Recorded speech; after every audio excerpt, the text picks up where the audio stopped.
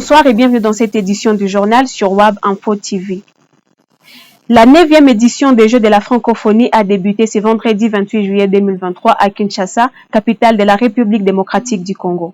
Ces Jeux prestigieux qui se tiendront jusqu'au 6 août rassemblent des participants des différents pays francophones. Après plusieurs reports et délocalisations, ils sont organisés pour la première fois depuis ceux d'Abidjan en 2017.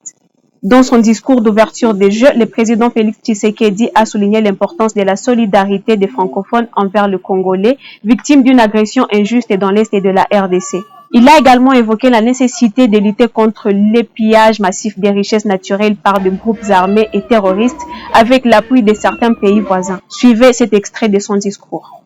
Ces 9e Jeux sont aussi un symbole fort en ce qu'ils représentent la solidarité des francophones avec les Congolais victimes d'une agression injuste à l'est de notre pays et du pillage massif de nos richesses naturelles par des groupes armés et terroristes de tous bords avec l'appui de certains pays voisins. La ministre d'État en charge de la justice, Rose Mutombo, a exprimé son mécontentement à l'égard de la déclaration de la délégation de l'Union européenne en RDC. Cette déclaration faisait suite aux allégations formulées par l'acteur politique Justin Bitakwira à l'encontre de la communauté Tutsi de la RDC lors d'une émission télévisée. La société minière de Bissunzu SMB en sigle appartenant au député national Edouard Mwanga Chouchou a vu son permis d'exploitation révoqué par la ministre des Mines Antoine Tsamba. L'entreprise ne pourra plus exercer au Nord Kivu où elle exploite une mine de coltan dans le territoire de Massissi. La révocation a été décidée en raison du non-respect des obligations sociétales par la SMB. Malgré cela, la société dispose d'un délai de 30 jours à compter du 14 juillet 2023 pour introduire un recours auprès du bureau des cadastres miniers.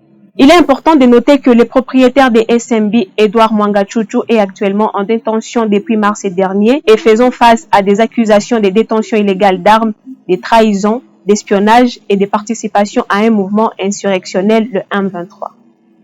La ministre du Plan, Judith Soumi-Noa, a présidé la première réunion ordinaire du Comité opérationnel national du programme de développement local dédié aux 145 territoires. Lors de cette réunion, la ministre a fait le point sur l'état d'avancement des travaux. Elle a annoncé que les ouvrages faisant partie du premier lot seront achevés d'ici la fin du mois d'août. Les travaux de réhabilitation de routes des dessertes agricoles débuteront également sous peu. La ministre a également souligné les difficultés rencontrées sur le terrain par les agences chargées d'exécuter ces programmes, tout en assurant que des mesures seront prises pour les surmonter. La coalition FRDC-UPDF a décidé de lever l'interdiction d'accès des civils à la vallée de Mwalika, en chefferie de Bachou, territoire de Beni, dans la province du Nord Kivu.